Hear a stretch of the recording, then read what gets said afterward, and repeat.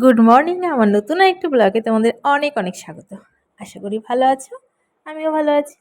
আজকে আমাদের এখানে রথের মেলা, তো রবিবারের দিন হয়নি, আজকে হবে আর কি।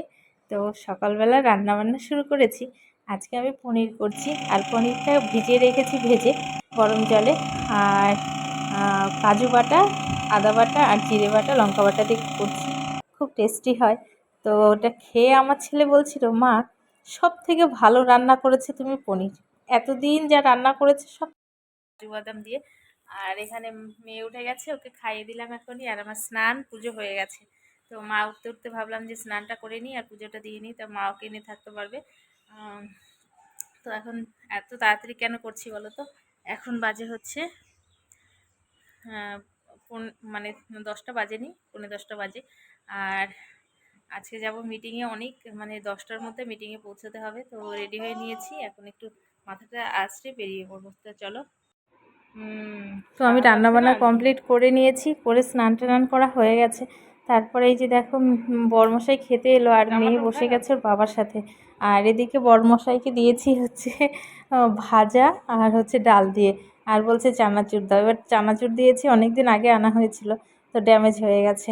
এবার আর চলছে না, খাওয়া দেখলেই না আমি বুঝতে পারি, গালের মধ্যে টোপলা করে রেখে দেয়, তখন বুঝতে হয় যে ওরা আর চলছে না। এবার আমি বললাম যে তাহলে ডিমের অমলেট করে দিই। এবার আমাকে দেখছে তাড়াহুড়ো করে মানে বের হব, ওর দ্বিধা হচ্ছে যে আবার বলবো, আবার করবে। তো যতক্ষণ আমি বকা দিয়েই বললাম। তারপরে দেখো ডিমের অমলেটটা করে দিয়েছি, দিয়েই আমি বেরিয়ে পড়েছি। মেয়ে কান্নাকাটি শুরু করেছে। এবার ডিউটি থেকে চলে এসেছি, আমি বাইরে আমার কাজের ক্ষেত্রে আমি ভিডিও করি না। এবার বাড়ি এসেছি বিকেলে, দুপুরের দিকে চলে এসেছি, 3:30টার দিকে। এসে বাবাকে খেতে দিলাম, আমি খেয়ে নিলাম। আর এই যে তারপরে একটু রেস্ট করেছি, রেস্ট করে ছেলে ঘুমিয়েছিল, ওকে তুলে টিউশনিতে পাঠালাম একটু হোমওয়ার্ক করিয়ে। তারপর এই যে মেয়ের জন্য রুটি বানাচ্ছি। আর মানে গতকালকের মাংস আছে তো কিছুটা, তো ভাবছি যে বরমশাই খেতে আসবে, বৃষ্টি বৃষ্টি ওয়েদার, তো একটু রুটিও করে নিই ওর জন্য। তো মাংস রুটিও খুব পছন্দ করে, এর আগের দিনই বলছিল রাত্রিবেলা যে একটু রুটি থাকলে ভালো হতো। মাংস আর রুটি খুব ভালো লাগে, রাতের বেলা ভাত দিয়ে খেতে ইচ্ছে করে না। আর আমার সোনামা দেখো কত কাজ করছে, এই যে পুরো রুটি টুটি আমাকে বানিয়ে দিচ্ছে, দেখেছো? তোমাদের যদি হেল্প লাগে বলো। তো আমরা রেডি হয়ে গেছি, মেলায় বের হব। আর এই যে আমার ছেলেও রেডি হয়ে গেছে, মেয়েকে আধারটা রেডি করেছি, আবার করিনি। তো আজকে নাকি নাগরদোলায় উঠবে, আর আমি এই ড্রেসটা পরে নিয়েছি।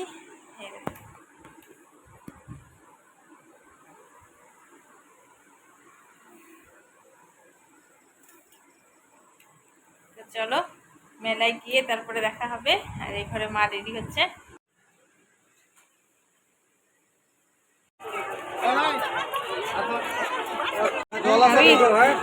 বাবা দেখিস,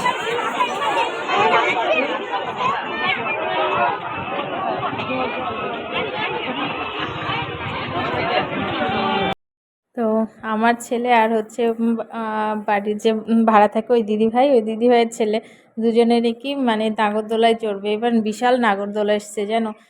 তো দিদিভাইকে বললাম তোমরা আগাতে থাকো, আমরা আসছি, কারণ বরমশাই তখন আসেনি বাড়িতে। এবার গিয়ে দেখছি, ফোন করলাম, তো দিদিভাই দাঁড়িয়েছিল ওই যেখানে ওর ছেলে চড়ছিল। আর আমার ছেলে উঠে বসলো। এবার তা দেখে আমার মেয়ে দেখো, ওরও চড়তে হবে। তো ওর বাবা একটু ধরে, ওর বাবাও খুঁজছিল, দাঁড়িয়ে দাঁড়িয়ে ওর সাথে সাথে ঘুরে ঘুরে ওকে 1-2বার ঘুরে তারপরে ওকে তুলে নিল। এবার মানে যেটা দেখছে সেটাতেই চড়তে হবে। বাচ্চাদের আর কি, ওদেরই তো মজা, তাই না? বড় হয়ে গেলে আর ইচ্ছেটা থাকবে না। তো আমাদের যা, ওদের খুশিতেই আমাদের খুশি। আর তারপরে ছেলে দেখো গিয়ে এই জাম্পিং, এটাকে কি বলে জানি না, জাম্পিং কি স্লাইডিং নাকি, যাই হোক বাচ্চাদের খেলনা, এটাতে ওঠার জন্য একদম ব্যস্ত। অনেকক্ষণ দাঁড়িয়েছিলাম, অনেক বাচ্চারা উঠেছিল, তো এবার তারপরে আমরা উঠলাম। এবার মেয়েকে বলে যে মেয়েটা উঠতে পারবে না, এখানে নামিয়ে দেওয়া হলো। আর ছেলে খুব খুশি এটাতে উঠে, প্রচণ্ড খুশি হয়েছে দেখো। আর এই যে বাচ্চাটার বাবা মারা গেছে সদ্য, তো ওকে আমার বর টিকিটটা কেটে তুলে দিল। অনেকক্ষণ দাঁড়িয়েছিল এখানে। আর এই যে সোনামাকে এখানে দাঁড় করানো হলো। ও একটু মজা করছে, এত খুশি হয়েছে কি বলবো, প্রচণ্ড খুশি হয়েছে। মানে সবসময় বলছে যে মা এটাতে বুনুকে উঠিয়ে দাও উঠিয়ে দাও।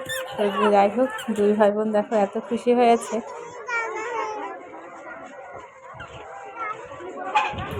তো মেয়ে কিছুতেই, ওই ভাই বলছে যে টাইম হয়ে গেছে এদের, মানে ওখান থেকে নামার, কিছুতেই ছেলেও নামছে না মেয়েও নামছে না। বলছে আঙ্কেল আরেকবার চড়বো এরকম করতে করতে তারপরে মেয়েও তো নামছে না।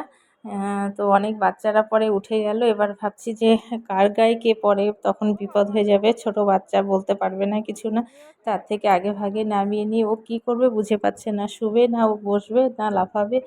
লাফাতে গেলে পড়ে যাচ্ছে, আর এটাই ওর মজা।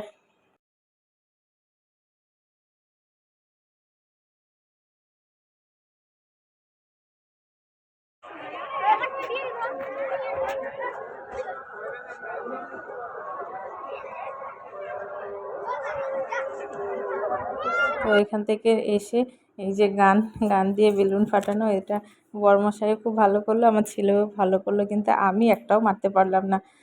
তারপরে বাড়ি চলে এলাম, কিছু কেনাকাটা করে মেয়ের খেলনা টেলনা কিনে, ছেলের কিছু খেলনা কিনে তারপরে চলে এলাম বাড়িতে।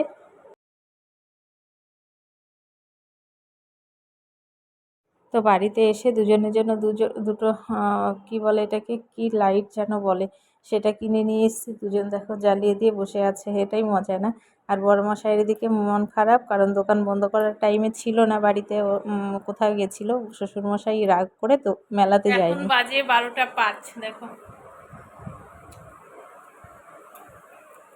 আর আমার মুখে কি বলতো, মুখে হচ্ছে মিষ্টি পান।